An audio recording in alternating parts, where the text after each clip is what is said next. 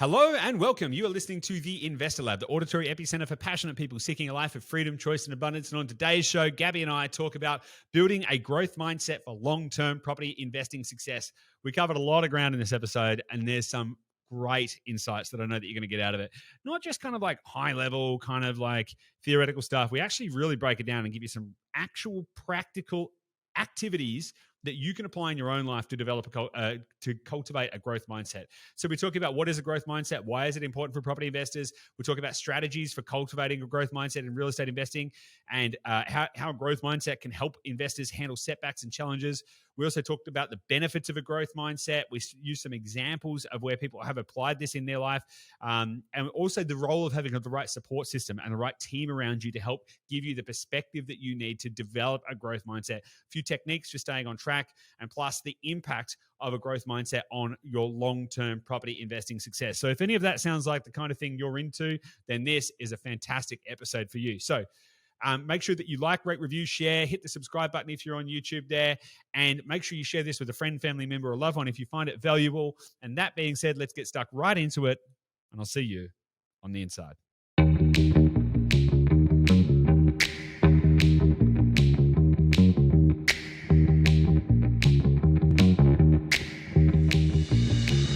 Hey guys, welcome back to the Investor Lab. Joining me once again, Gabby, how are you? I'm excellent. I feel like I always end up dancing with my hands and do like jazz hands. Hello, good morning. That's okay. That's okay. It's all right. Everyone's got to have some kind of an entrance. You're like, like WR, you need a bit of a theme song to go with it, because that's like, you see that on the WWE, they always have like an entrance where they do a little bit of some kind of like strut, That's or true. They've got some kind of body movement going on with a bit of music as well. So I think you need to maybe just think about, well, we can get some kind of like jingle to go along with the jazz hands. How does that sound? Yeah, that's true. People ask about like morning routines, but I really think it's about like wrestling entrance. That's really where the pros are at. Wake up and like imagine if you could like set that up, like if you had like a Sonos in your house. Yeah. Imagine if you had like a Sonos set up in your house, right? So let's say your alarm goes off at like, let's just say it goes off at 4 a.m. and it takes you like, I don't know, let's say it takes you like 5 minutes to get out of bed or whatever. But if you can time it, so at the moment when you like walk into the rest of the house, your theme tune comes on, and you can just like, run in there like you're running into the stadium, run over to the coffee machine. Imagine that. What a way to get primed for the day. Coincidentally, for the last couple of weeks, I have had, for any wrestling fans, I've had Triple H's theme song in my head for like 3 weeks. So I feel like that would be like perfect, like time to play the game. And then it's like, just do that for like a minute and then you set up for the rest of the day. Good start to the episode. Hello. The fact that Welcome. you even know, I know many. Triple H's theme song. It's all about the game. Oh my God. And how you play I it. did not It's know all this. about I did control, 6 years in, and I did not know this about you. What is going on? I asked you a question about wrestling last night. I think it was just like, did you ever watch it? And you're like, yes, I know who Batista is. I was like, okay, end of that conversation. Whereas I wanted to be like, oh, do you know this person? Blah, blah, blah. Well, he was in a movie. He was in a movie that we were watching. I thought it was relevant to like, I thought you were thinking like, who's this big, hulky, kind of like weird looking dude? And I'm like, yeah, he's an ex-wrestler or whatever. Yeah. I looked at him, I was like, he's very familiar. Anyway, we're not here to talk about wrestling. Crikey. Anyway. Well, we're not here to talk about wrestling, although it is definitely a fun topic. We are here to talk about building a growth mindset for long-term property investment success. I mean, you could argue that is a pretty good segue because, I don't think that you could become a WWE star without having a growth mindset. You've got to aim big and go and achieve big stuff in order to try and do that. You've got to have a certain mindset to be able to achieve that. So, we'll take that. We'll use that. We'll leverage that. But I also think what I want to talk setting to you your about own theme music, that's part of having a really awesome growth mindset, right? If you're like, I am going to enter the world every day with this dramatic pump up scene. Let's go. That works. That is a good priming exercise, particularly if you combine it with like jumping into like an ice bath or something like that. Like you've got some big, and you jump into an ice bath. Anyway. I'll change the settings on our Sonos. That'll be our weekend. Sounds good to me. Sounds good to me. Do you want to talk about building a growth mindset for long-term property investing success? Do you want to do I that? do, of course. You want to talk about wrestling? Let's do that. They're the same thing. All right, let's do that because I think it's super important, right? Particularly as we've seen over the last few years. And look, I don't want to keep beating the same drum, but like you hear lots of negative news in the media. Lots of people get a bit freaked out by stuff that's going on. But what I consistently see is that some people act in one way and achieve great levels of success, and some people act in another way and stagnate at best. Stagnate. And so I thought it'd be a really good opportunity to kind of like dig into developing a growth mindset. What is a growth mindset? Why is it important? All of that kind of stuff, because that'll give people kind of some frameworks to be able to navigate this kind of stuff better. Because, like interest rates have been going up, maybe who knows what's going on, potentially a recession coming, yada, yada, yada. There's always something. So how do you then kind of flip that on its head, and how do you use that to your advantage? That's what I'd like to talk about today. How does that sound? Awesome. Yeah, let's get into it. Okay, cool. Gabby, if I said, what is a growth mindset to you, how would you respond? What does it mean to you? What does it mean to me? I think it's really it's having the belief that you can improve a situation or improve yourself, and that you have control over making something improve in some way, grow in that sense, in contrast with a fixed mindset where you have very, hate saying the words, but like limited beliefs about what is possible, and, it just is the way it is, and these are the rules, and this is how it works. The growth mindset is really having that faith and belief that you can control the situation, your actions, and your outcomes. I think that's really what it comes down to. It's that like, I can actually make a change here. What do you think it is? How would you define it? I pretty simply, people with a growth mindset see problems as challenges and challenges as opportunities. That's the kind of key chain of input and response that I see with people with the growth mindset. So everything that happens around you, to you, all of that kind of stuff, it's just data. There is no good or bad or right or wrong. There just is, and the only thing that gives it meaning is your own perception. And so everyone is going to experience things in their life which they could choose to receive as, oh my God, this is a problem. This is bad news. This is not good. You could also take that same piece of data, that same piece of input, and then you could say, okay, what is this? How am I going to choose to process that? And what's in it for me? How can this be a good thing? And so that, to me, specifically defines someone with a growth mindset, that they're always looking for like, how can I turn this into something good, and how can I work the upside edge? So that's kind of, and we can kind of dig into all kinds of stuff. What do you think about that definition? Yeah, I love that. And I think, like, I actually reheard a quote the other day of there is no failure, only outcomes. Like, it's not possible to fail. You just consistently get some kind of outcome. And so as long as you're consistently learning from that outcome and adapting your approach and keep doing that, you don't fail. Failure doesn't exist. You just keep getting different outcomes. And so it's consistently working towards something until you get the outcome that you desire, being, quote, success in some fashion. So it's that, like, do something, take an action, assess what happened, learn from it, adapt your approach, and keep that cycle going. I think that's like, and that's a big, what we've seen, a big fundamental difference of people that have success in life and in property as well, because you're not always going to, on paper, win, but you're always going to get an outcome. You're always going to succeed at getting an outcome. So I think having that mindset of like, okay, I'm going to keep adapting until I get an outcome that I want. Yeah. No, I love that. And it's also about like, what is the definition of success as well, right? Because, the Thomas Edison, I'm going to butcher it completely, but it's like, when he hadn't invented the light bulb, he's like, I haven't failed at inventing the light bulb. I've just found whatever it is, 1,000 or whatever it was, ways that haven't worked yet. And so looking at all of those opportunities, looking at all of those situations as opportunities, not like I did a thing and it failed, therefore I suck. It's like I did a thing, then another thing happened. That's interesting. What can I do with that data? okay, apply that to the next thing and keep moving forward.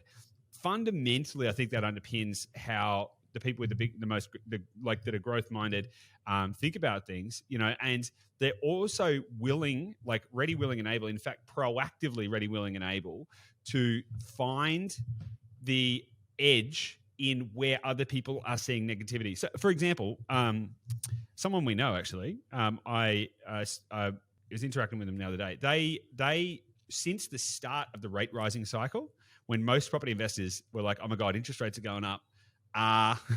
Maybe we should invest." I think they bought 7 properties. They bought 7 properties. Cool. Nice. Whilst the interest rates are going up. Yeah, cool. That is someone, to me, that has a growth mindset. The reason they did that is because they had a plan and they were sticking to the plan, and they were just like, that's fine.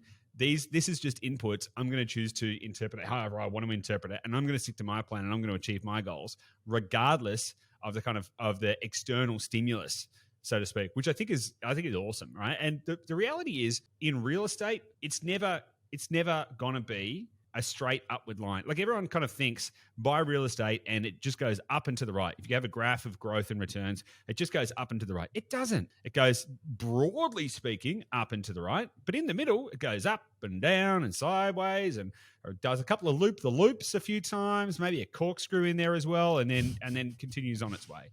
And so, and then even below that, you're also going to have challenges on an individual property level.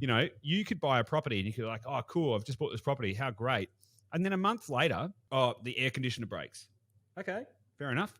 And then a month after that, something else breaks. And then a month after that, something else breaks. And so for a lot of investors can then start to be like, oh my God, this is terrible. Look at all these things that are happening to me.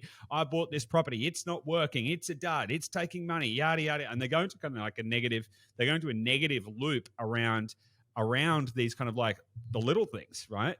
And I think one of the biggest, one of the stupidest phrases that I think people get drilled into them at a young age is take care of the pennies and let the pounds take care of themselves, which basically means, right, sweat the small stuff. It basically means like count every little penny, make sure you don't spend much. Like, if you take care of the little things, right, the big stuff will take care of itself. I think the exact opposite, like the polar opposite. If you have little things that are bothering you in your life, the problem is you haven't thought big enough and acted big enough. Look, there's been situations in our business where, I'll talk about a specific conversation, right? We've got a pretty large team. We use Zoom as a platform to communicate with the team. The cost of users for Zoom is pretty large compared to like what most people are used to. And I remember somebody saying, oh my God, look, Zoom's costing however much a month. Oh, what should we do? And I was like, instead of worrying about how much Zoom costs, let's just grow the business such that we never, ever, ever have to have a conversation about how much Zoom costs ever again. Like, just get bigger. Like, if you have a problem in the pennies section, then you've got a bigger problem in the freaking pounds section. And so that, I think, is how people should be thinking about flipping this on its head. What do you think about that? Yeah, it's so interesting, and it's such a good point. It's like, I think if you put on like the entrepreneurial hat as well, which I think a lot of property investors, if you can think that way, it does become about that bigger vision and not getting caught up in the semantics. Obviously, like, details matter, and like it doesn't mean like be frivolous with spending or not worry about costs at all, but it's just about understanding, like, is that worth my time and energy to over there versus these other more important things and ways that I can be thinking about that. And I think with like the growth mindset, I was just thinking something that you and I actually, like, my mum actually picks on us because we constantly say the word interesting. Like, we will hear a story or some kind of news and we'll be like, interesting. Well, that's so interesting. I think I even started what I was saying with like, that's interesting. And I think that's like a fundamental theme that we have trained into us of developing that growth mindset, because it comes down to, you think about the concept of interesting. It's like you have heard a piece of data, some interesting information, and gone, there is something in there that I can learn. There's something fascinating, something that I can take away. Okay, this situation happened and then this was the outcome. So what can I learn about the strategy that went into that, and how did it have the outcome that I wanted? Not quite. How can I adapt my strategy moving forward, or what went into that situation for another person. And it's like, I think that's just how, I do think that's a big part of how you and I have developed this strategic mindset, is that having a curiosity. And I think as a little hack, it might be something that people could start to implement, just start implementing the language of like, that's interesting. I love that, because language really matters, because what you say is what you think, and what you think is what you are. And so the more that you can shift the language that you use, the more that you're going to shift the way you respond to the data that you receive. So, Absolutely. for example, just on that point around like the using of the term interesting, I also there's a phrase, I can't remember when I started doing it, but I definitely consciously it happens automatically, but I also register it at the same time. When I receive data, which some people might be like, oh my God, this is bad. Oh my God, we've got a big problem. Oh my God, this thing's broken. Oh my God, like something that you could be like, oh my God, this is going to be tough. My response is almost always, that is suboptimal. You do say that. Bad. Yeah, it's suboptimal. It's not bad. It's not a problem. It's just like, if I looked at it on the spectrum of like, is this in equilibrium? Is this optimal, or is this suboptimal? Right. And so if you think about it in that context, it detaches it from being a problem, right? And you then just get to look at it. Okay, well, where does this sit on a spectrum of things? And then how do I bring that closer back to the kind of equilibrium, or turn it into an optimal kind of outcome? And so taking that phrase, receiving the data and the input, and then saying, okay, that's interesting. That's suboptimal. Okay. So given that current piece of data indicates to me that the performance of that specific topic is suboptimal to where the desired outcome is, what actions could be taken to return that to optimal capability? And that is a really interesting way to kind of like reframe your language around it. It certainly shifted things for me. I don't call things problems anymore. I don't see problems, right? And I don't want to say that in a kind of like, I don't see problems, I only see opportunities. It's like, no, I don't see problems. I clock things and I go, okay, is that where we want it to be, or is it not where we want it to be? And if it's not where we want it to be, then it's suboptimal. Then we've got an opportunity to turn that into an optimal thing. If something's already optimal, then that's cool, because you probably don't need to do much with it. And so I think just kind of shifting that language is critical to developing a growth mindset. And again, all of this is geared to kind of set you up to have a more balanced, a more regulated emotional state as you go through the journey of investing, rather than being on a roller coaster. And so me personally, I've said it multiple times before, investing in shares, I have an interest in it because I'm interested in business. But when it actually comes to share investing, I'm like every completely emotional novice investor. The shares go up, I think I'm like some rock star. The shares go down, and I'm like, oh my God, this is the worst thing ever. And for me, I'm like, okay, don't play that game. But in the game of actual business and real estate, my emotional regulation is like, I actually don't care. Like, I'm like, if it goes up, great. If it goes down, great. Like, all good. Just keep marching forward on your trajectory and keep continuously iterating until you get to your desired destination. Absolutely. Yeah. And with that suboptimal language, I think, because a lot of people would say like, oh, that sucks. And when you say like, that sucks, that's that mindset of you are using the language to describe something as negative. Whereas if you can say like, that's suboptimal, it's comparing it to what is optimal. And it's like, factually, it is less than optimal. So it's a fact. Whereas sucks is objective. When do you think you consciously started implementing that language into your vocabulary, or do you think it was in itself an adaptation to learning, adapting your approach, testing different outcomes? Well, yeah, specifically the suboptimal thing, I can't remember when I started using it, but I'm pretty sure it was a conscious choice. And the conscious choice was about removing some of that negative language. And without any degree of hyperbole at all, whenever challenges arrive, it has gotten to the point where very quickly after I receive that data, I see the opportunity in it, or I get excited by that. And so, but that's been a process of change, right? That's been a process of development of a growth mindset, because I was not born that way, right? And a few years ago, that wasn't the case. But it is an iterative process, and the more that you can change the language you use with yourself, you get more that you're going to change your outcomes. Mm-hmm. So yes, I think everything is a choice. everything is a choice, particularly when it comes to how you're perceiving the data around you. Given that there is, like, it is literally within your capability to define your reality based on the way that you perceive your reality, and I think it's critical to get the language patterns right. Yeah, and I just think from a case study perspective, it's interesting from you consciously applying different language however many years ago, and now you're in a situation where you automatically have a different opportunistic response to things. Like, you see the upside and the potential and the growth opportunities off the back of something, and that's come from consciously changing your language and the way that you look at things. So I think it's interesting. It's super interesting. But you know what? A lot of people are going to be sitting there thinking, like, that seems like too hard. Like, it's a big shift to make.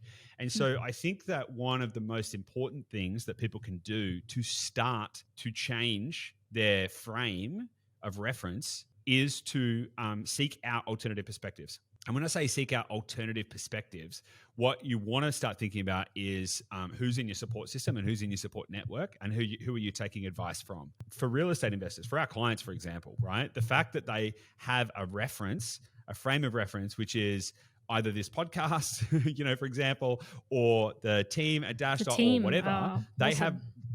have. From that mindset, like being around people who have like total faith that we're going in the right direction, it completely changes. You're like, oh, okay, adapt, grow, see the opportunity.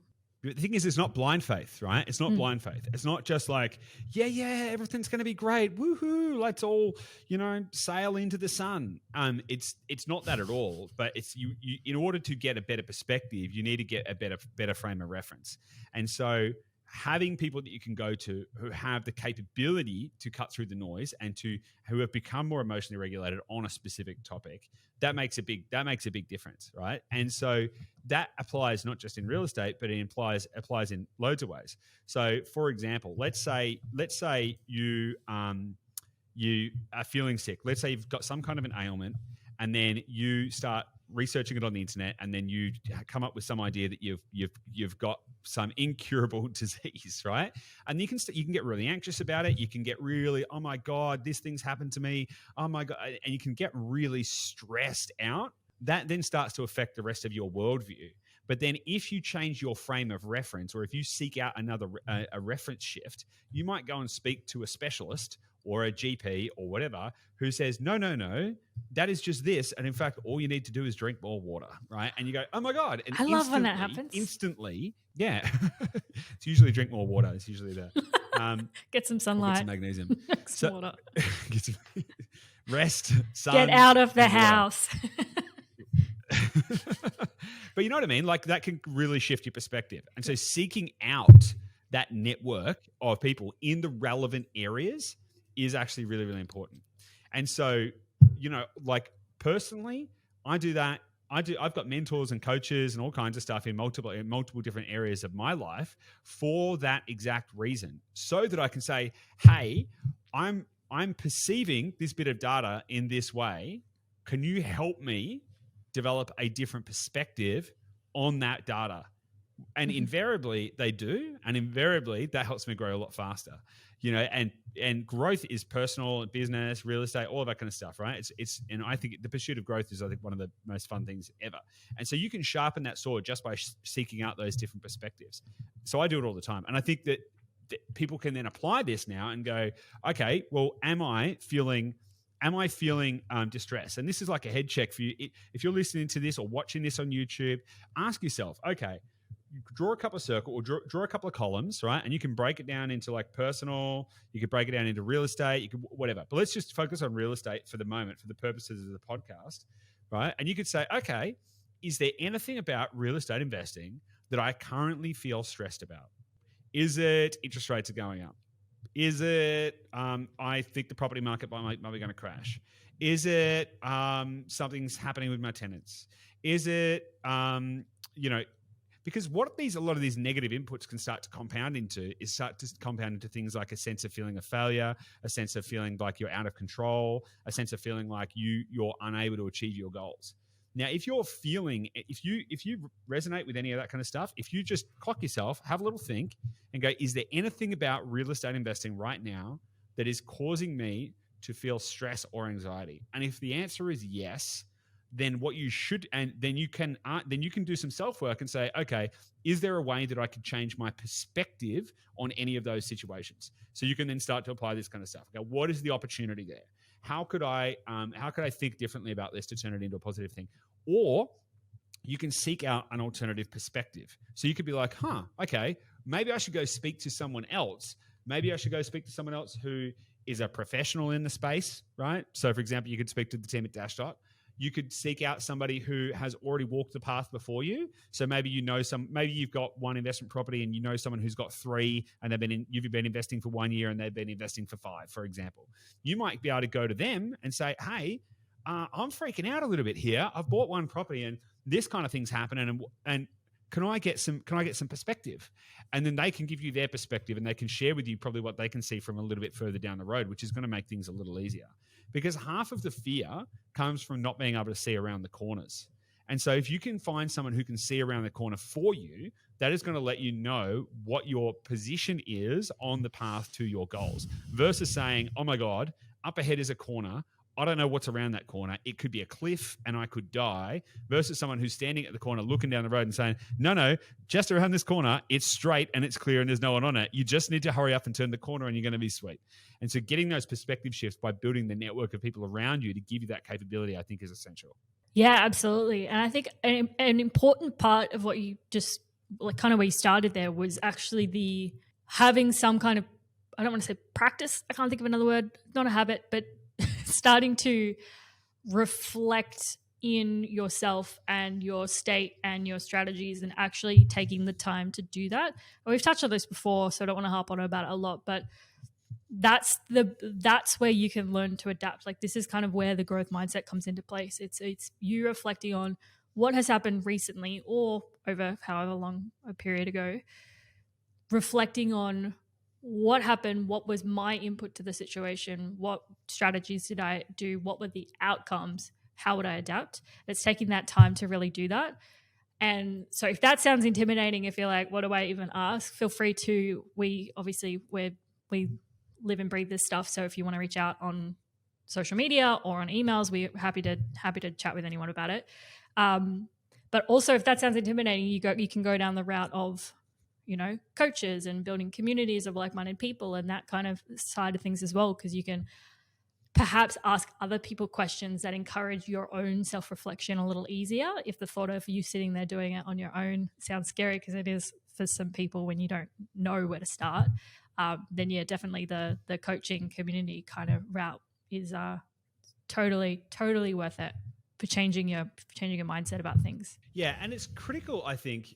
I love that. And I think this is critical, by the way, in making sure that you can achieve your long-term goals, right? Because what can happen when you're not in a growth mindset, and another way of saying that is you probably are slightly emotionally dysregulated and you're probably reactive, right? Rather than proactive. And you're probably, feeling like you're on a roller coaster versus feeling like you're cruising down the freeway in a Rolls Royce, right? It's nice and solid. That can cause people to make short-term decisions. So for example, you might, going back to the example I used earlier, you might buy a property and be like, yeah, cool, but bought this nice property. And then a month in, something breaks. And a month later, something breaks. And a month later, something breaks. And a month later, something breaks. And you could turn around and say, oh, this is all terrible. Property investing sucks. And I'm not going to invest in any more properties. In fact, this is terrible because my returns are getting corroded. So I'm going to sell the property. You could do something like that. I know people do it, right? This is not just making stuff up. Like people are like, oh my God, friction. Friction means pain, which it doesn't. But they associate it with that. And pain means I should leave, which you shouldn't. Usually you should lean in. And so it can cause people to either stop or retreat from their goals, right? Which is short-term thinking.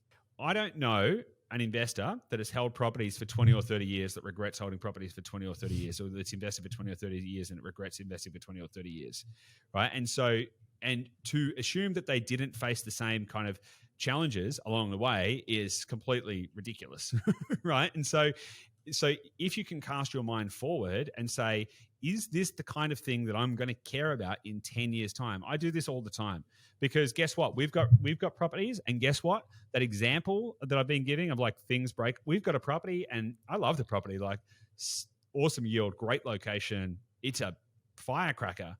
But God, it feels like something in there. Okay, the air conditioner needs to be serviced. There's something's happened to the chimney, whatever. It feels like there's something like regularly.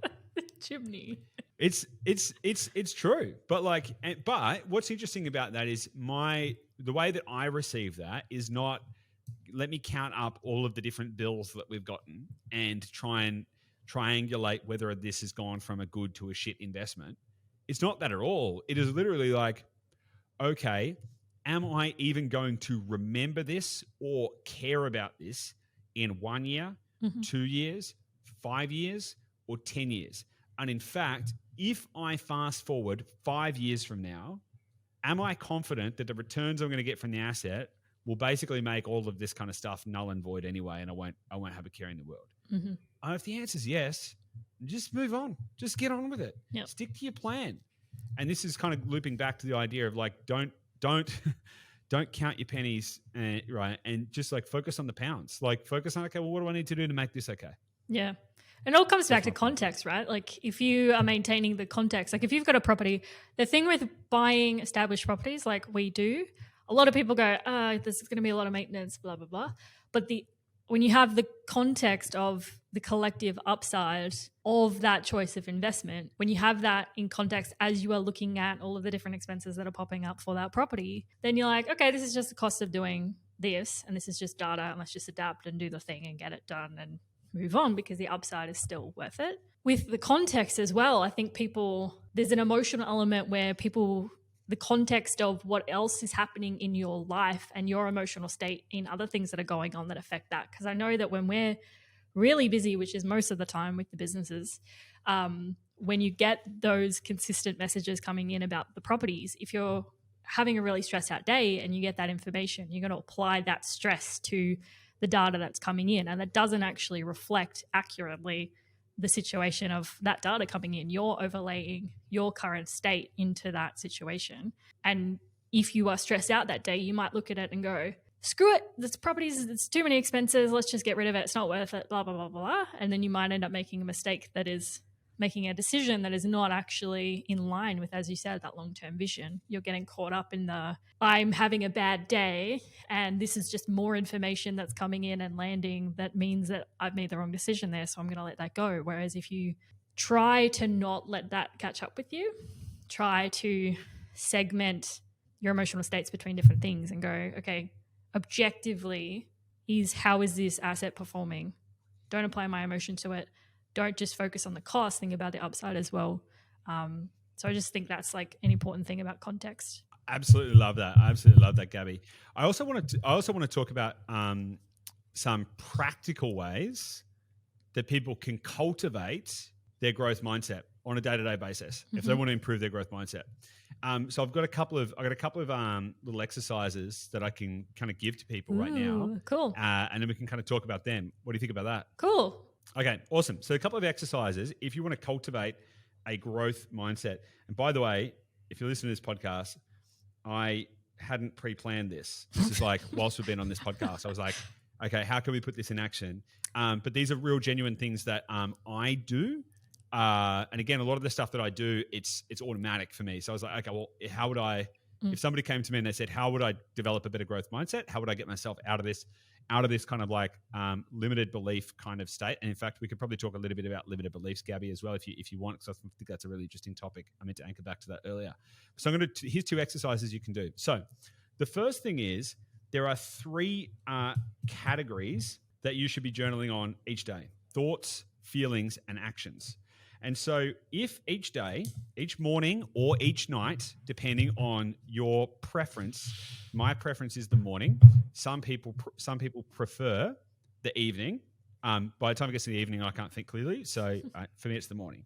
So if you write down what are your thoughts, and your thoughts can be anything, right? Literally just write them all down. And thoughts are the words that are in your head, okay? And then write down all of your feelings. And so your feelings are the things that you feel in your body. So that could be a stiff neck, right? It also could be anxiety, or it could be any of these other kind of things. Like, so what are the kind of like, so you have your thoughts, then your feelings, and then your actions, right? And if you journal those kind of things each day, that is going to start to clear your mind. So what you're able to do then is you're able to then start to see patterns in your thoughts. Okay, what are the things that are swirling around in my mind? And rather than them swirling around in your mind, you get to then take them out of your mind, crystallize them on the page. You can do it digitally, you can do it on a paper, pen and paper, whatever it is that works for you best, right? You get to crystallize them and identify them and isolate them and turn them from swirling kind of just like randomized kind of stuff into something that you can then isolate. Then you can also correlate your thoughts with your feelings. Okay, maybe if you're feeling very negative and then also you've got a headache and all of this kind of stuff, maybe you've actually got some bodily stuff you need to work on. Maybe it's gut health, maybe it's dehydration and all that kind of stuff. So you get to kind of like see, okay, well, what do I need to optimize in my thoughts? And what do I need to optimize in my body to make myself feel better? And then actions. So actions is literally writing down what are the things you need to do today, which could be like, I need to go to work, I need to do this stuff. But then also, what actions can you take to improve your thoughts and your feelings? So for example, you might say in your feelings, you might write, I've got a headache and I feel like I've got brain fog today. And so then you could put in your actions, you could say, well, what am I going to do about that? So what I'm going to do today to help with my headache is I'm going to try drinking 500 mils of water every hour or every 2 hours or whatever it is. And I'm going to go for a long walk outside so I can clear my mind or whatever. Right? So you can start to then align those things. Now, that might seem quite simple, but if you do that every day, what starts to happen is you start, like it builds a process in your body for taking all of these thoughts, feelings, and actions, processing them, and it starts to happen automatically. So that is activity number one that you can take home and you can start to apply in your own life. Love it. Can I just comment on that before you go to number two? Go. Yeah. I'd like to just make a slight tweak to that because there's actually a difference between feelings and emotions. So feelings are what you experience consciously. So feelings are how you feel about a situation. So like I feel anxious consciously, like my brain is racing, or it's the meaning that you apply to things. I feel stressed out. I feel happy, sad, blah, blah, blah. Versus emotions is the physical feeling, what you feel. It's the physical emotion that you feel within your body. And I think that's an important distinction because they can often be different because your mind will tell you things consciously to try and keep you safe. So it will tell you feel anxious because you're in this situation that we feel uncomfortable with. I'm going to tell you that you feel anxious so that you're more cautious about your actions. Whereas if you actually felt in your body, you're like, no, I actually feel okay in my body. Because I know I feel that a lot. A lot of my language sometimes is I will say, I'm feeling anxious. But when I actually check in with my body, I'm like, oh, I feel okay. Do I feel like my heart racing? That's super interesting. So wisdom begins with the definition of terms, right? And that is super interesting because the way that I agree with you 100%. I'm just like the words that I'm using to categorize those two things are slightly different, right? And so because what you're saying there is like you can feel anxious when in fact that's stress and that's busy thoughts and that's like a sense of like not maybe you've got like a self-worth or like I'm not going to complete the kind of thing. To me, that's thoughts. They're the thoughts. They're the things that are in your head, right? And then the feelings, you can have physical sensations of anxiety. So if you have physical sensations of anxiety, that could be feeling tight in the chest, faster heart rate. You could feel like queasy in the stomach. You can have those kind of physical sensations. And so I think we're saying the same thing, just using slightly different words. Because one, you've got like the things that are kind of in your head, and then you've got the other thing, you've got the things that are in your body. And those are two different distinctions. Is that kind of, are we saying the same thing? Yeah, I think so. Yeah. And I think ultimately the goal is everyone's goal is like alignment, you know, I hate saying that word, but it's enlightenment. Not enlightenment. I'm not going there. It's it's wholeness in terms of you as a person, because I think I've heard this quote again recently about like happiness is when your thoughts, your feelings, and your actions are the same. So the way that you think, the way that you speak, the way that you feel, and the way that you act in the world, they're all in alignment and they're all in integrity. Like you are whole and integrity in yourself. And so I think that's why these kind of exercises are so impactful, because you can actually pull apart which of those elements is out of alignment with each other, because the goal is for them to all kind of be the same thing and to be integrity so that you're not internally contradicting yourself. So for me personally, like I can do the mindset stuff. I can like I've trained my thoughts pretty well. I can train my emotional state. But for me, my focus is actually on the action and to actually putting things in place. So for me at the moment, my focus is like I'll do these thoughts. I come up with a bunch of ideas, but historically, a gap that I've had is actually like building the strategy and actually implementing the strategies. So that for me, and like these kind of exercises is where I'm focusing. I'm like, okay, you know, like you mentioned the drinking water thing. I've put in a strategy in my calendar, set alarms for drinking more water because I could identify an idea. Whereas historically, that might have been a gap. I might have been like, oh, yeah, I could do this, and here's an idea, and this is how we could achieve it.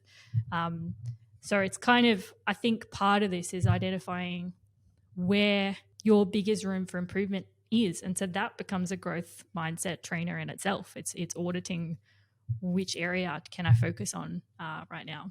100%. I love that. I love that. I want to talk about the next one. Is that yeah? Good time go. to do that? Number 2. Okay, let's talk about the next one. So this is an interesting one, right? And it actually stems from a practice called thinking time. If you want to dig into thinking time, read Keith Cunningham's book, The Road Less Stupid. It's kind of, the book's a little bit more like for business owners or whatever, but the concepts in it are still pretty good. Or you could just look up some stuff on it. But it kind of stems from that, but specifically adapted to retraining your mindset into a growth mindset, specifically for that. So if you are feeling like you're facing some challenges, I want you to write down every single one of those challenges or any single thing in your life that you feel is giving you stress, right? And it could be like interest rates have gone up and my cash flow and my property's gone down, for example, right? It could be I'm fighting with my partner and I'm worried that our relationship's on the rocks. Whatever it is, I don't care what it is. Write them down. Just write them all down. Maybe you've got 1, maybe you've got 10. I don't care. Just write them down. Write down every single thing that when you self-assess, you look in your mind and you're like, this is giving me causing me some emotional distress in some way. We'll call that your challenge column. Okay? So write all those down in your challenges column. And so then what I want you to write next to each one of them is you're going to create another list, right? And you're going to write down at least a minimum of 5 ways each of those challenges has upside potential or is an opportunity for you, right? Minimum of 5, but as many as you can. And so that then is the process, and you can't write any negative things. The only thing you can write down is like, and the way to start that prompt is to ask yourself, how is this good for me? Right? And so you could say, for example, all right, I'm fighting with my partner and that's causing me a lot of distress. How is this good for me? That is the first part of the prompt. How is this good for me? Well, how is this good for me? Well, what this is doing is giving me a really excellent opportunity to practice compassion and patience and to learn how to listen to the other side. Okay, that could be one. What this is doing, how is this good for me? This is good for me because what I'm learning about characteristics of my partner that I wasn't aware of before, and it's giving me an opportunity to work out how to, so you can kind of then start to extrapolate on that kind of stuff. For example, let's just say it's like interest rates are going up. How is this good for me? Well, this could be really good for me because what's probably happening is probably a lot of other investors might also be putting this in their like stress emotion type basket. What that means is there could actually be really good opportunities for me to get ahead of the curve in investing and start investing in the right place before everybody else comes back into it. So the point is, whatever the thing is, write down what it is in its rawest state, then write down a minimum of 5. You have to get to at least 5 ways that it is good for you. So we'll call that turning challenges into opportunities.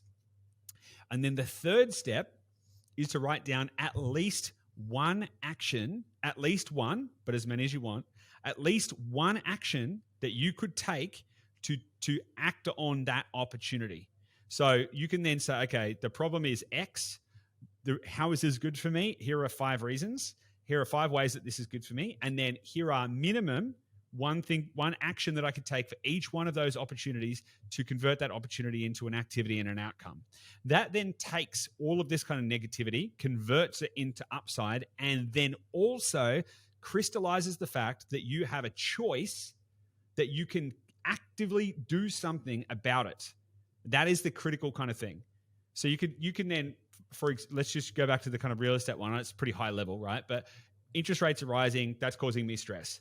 How is this good? How is this good for me? Well, this is good for me because what it is probably doing is putting the general populace in a state where they might be reconsidering investing, which is great because I might be able to get in ahead of the curve before the markets start to go up when other investors start to enter the market. Okay, what is one action that I can take today to capitalize on that and capitalize on that opportunity? One action that I could take today is I could go speak to a mortgage broker and I could get my borrowing capacity assessment and work out whether or not I can buy another property right now. That could be an action. And so when you do that, that 3-step process takes any problem you have and turns it into an actionable opportunity. What do you think about that, Gabby? I love that. That's an awesome, guys, if you're listening, this is how you start to develop this growth mindset. It's a really good exercise because we can all pretty easily think of challenges that we're facing or things that we, quote unquote, think suck, that were like problems or some situation that we would like to be more optimal. And being able to pull that apart of like, okay, well, how is this good for me? And what is one thing I can do to improve it? Like this is the exercise that'll help you to start thinking that way. And it's not, it's not just purely trying to brush under the rug anything negative. Like it's not us, you're not trying to make up and put a positive spin on everything just because. It's like genuinely there is upside in any situation. And I know sometimes that there's situations where it's really hard to hear that. And if you're in that situation where you're like, guys, I'm not in a good situation, it's not actually helpful for me to hear you say, just think positively. We're not actually saying that. We're saying your thoughts create your reality.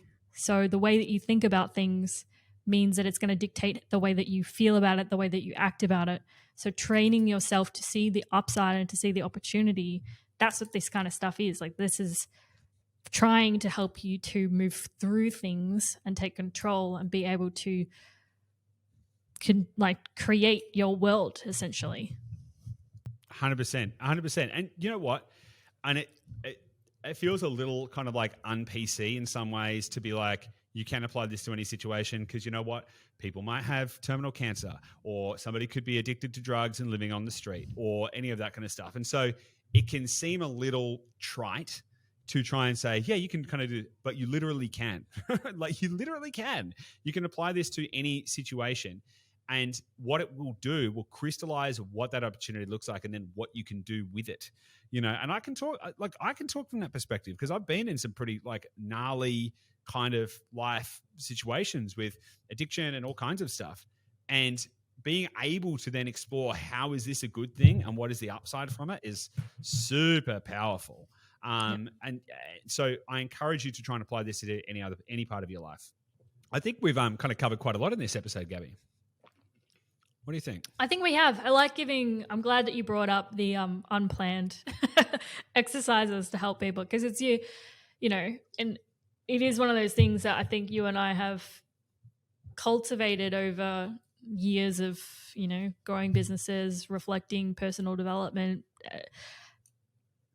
the concepts, but then also putting things in place and actually acting and doing things so that you can gain experiences and then learn from it, which I think is a really critical piece. Like I was saying, it's all well and good to come up with the strategies and the ideas, but then unless you put them in place and take the action, you're not going to get the feedback to learn from it to then improve.